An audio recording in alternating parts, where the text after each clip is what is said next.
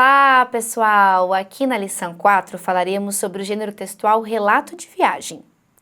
Você, quando volta de uma viagem, conta para alguém como foi essa viagem? Você já escreveu em algum lugar como foi essa viagem?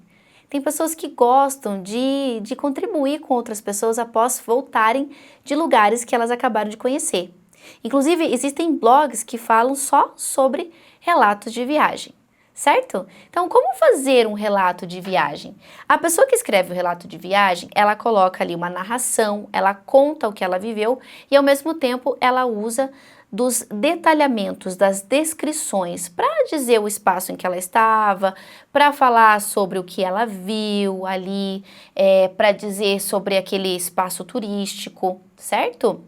E é um texto mais livre, né? E ao mesmo tempo, a pessoa que escreve um relato de viagem consegue colocar o posicionamento dela também, a opinião dela sobre aquele lugar que ela conheceu, ok?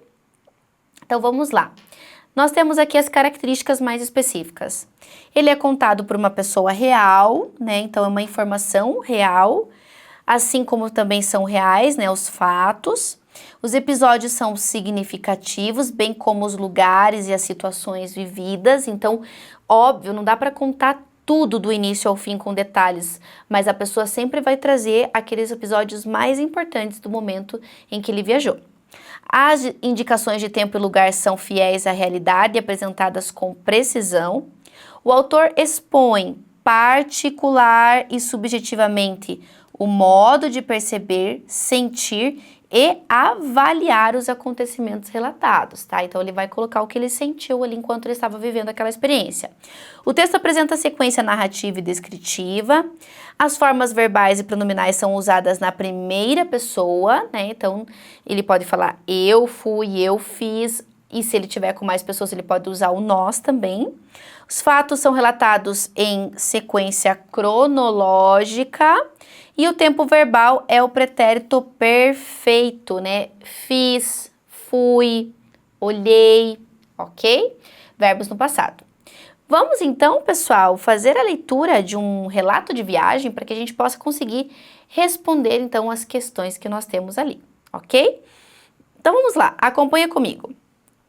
Leia um trecho do livro 100 Dias entre Céu e Mar, escrito por Amir Klink. Partir. A situação a bordo era desoladora. O vento ensurdecedor, o mar difícil, roupas encharcadas, muito frio e alguns estragos. Pela frente, uma eternidade até o Brasil.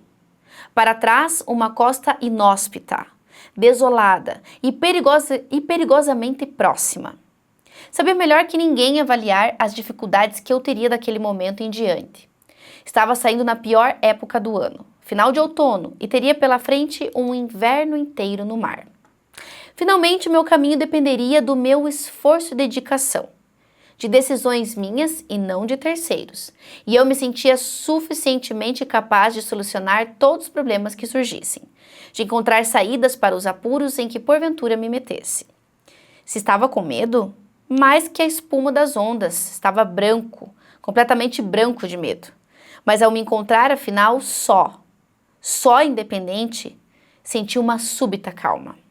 Era preciso começar a trabalhar rápido, deixar a África para trás e era exatamente o que eu estava fazendo. Não estava obstinado de maneira cega pela ideia de travessia, como poderia parecer, estava simplesmente encantado. Trabalhei nela com os pés no chão e se em algum momento, por razões de segurança, tivesse que voltar atrás e recomeçar, não teria a menor hesitação. Confiava por completo no meu projeto e não estava disposto a me lançar em cegas aventuras. Mas não poder, pelo menos tentar, teria sido muito triste. Não pretendia desafiar o Atlântico. A natureza é infinitamente mais forte que o homem. Mas sim conhecer seus segredos de um lado ao outro. Para isso era preciso conviver com os caprichos do mar e deles saber tirar proveito. E eu sabia como. Uma foca solitária. Acordei no dia seguinte sobressaltado, dolorido após o esforço feito na véspera. Mal me lembrava de ter deitado para dormir. Encaixado no fundo da polpa, eu não sentia o movimento do barco e só via o horizonte e as estrelas passando rápido pela janelinha. Mas ao me levantar para ir ao trabalho, percebi que o mar piorara bastante durante a noite. Paciência! Agora era comigo mesmo. Tinha um imenso e desconhecido oceano pela frente que na verdade me atraía e para trás, gravada na memória, uma fase dura da qual não sentia a mínima saudade. E comecei a remar de costas, olhando para trás, pensando para frente. Eu queria me afastar o mais rapidamente possível da costa africana. Avançava com dificuldade devido às ondas que me molhavam a cada 5 minutos. Mas não podia parar. Cada centímetro longe dessa região era de fundamental importância. Bom, pessoal, eu vou ler com vocês até aqui. Mas eu peço que vocês façam a leitura completa desse relato de viagem. Até onde a gente leu, já deu para perceber os detalhes e os posicionamentos que ele foi colocando, certo? Então, veja bem. Ali, ele fala, ele divide em partir, uma foca solitária e tem outras partes. Mas quando ele fala do partir, ele fala especificamente desse momento de saída, né? Depois, ele vai começar a detalhar sobre a foca, ok? Questão 1 diz assim: o relato de viagem é uma história contada por uma pessoa real, assim como são reais os fatos relatados.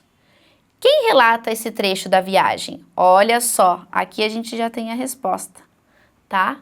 O Amir Klink, né? O próprio Amir Klink. Ele tá contando, ele tá falando que ele ficou com medo em um determinado momento, que ele estava ali, né, dentro dessa situação e tudo mais. Então, a gente não tem um narrador desconhecido, nem um jornalista e nem é um admirador do Amir. É o próprio Amir Klink. Muito bem, letra B. Ok, pessoal, agora vamos fazer a resolução da questão 3. Muito bem? Então, acompanha comigo. A questão 3 diz assim: Amir Klink planejou a viagem antes de realizá-la. Em qual das opções essa afirmação é comprovada? Então, nós temos que fazer uma leitura atenta para perceber em qual das alternativas aqui ele mostra na fala que ele planejou essa viagem antes. Então, vamos lá. Letra A. Não pretendia desafiar o Atlântico. A natureza é infinitamente mais forte do que o homem, mas sim conhecer seus segredos de um lado para o outro. Bom, aqui não está explícito que ele preparou essa viagem anteriormente, né? Ele está falando que ele não queria desafiar o Atlântico, né? Porque ele realmente sabia que poderia ter problemas ali, né? Com o oceano. Então, não é a letra A. Letra B. Se estava com medo, mas que a espuma das ondas estava branco, completamente branco de medo. Não, aqui ele está expressando o que ele sentiu, né? Quando as ondas começaram a ficar agitadas. C. Estava saindo na pior época do ano, final de outono, e teria pela frente um inverno inteiro no mar. Também não, estava saindo na pior época do ano, né? Não fala sobre planejamento. Agora, a letra D, vamos ver. Confiava por completo no meu projeto e não estava disposto a me lançar em cegas aventuras. Então, aqui fica claro, né? Nesse projeto que ele fez um planejamento antes dessa viagem, ok? Então, letra D é a correta. Muito bem, pessoal. Façam todas as outras questões aqui da nossa lição e nos vemos na próxima lição. Até lá!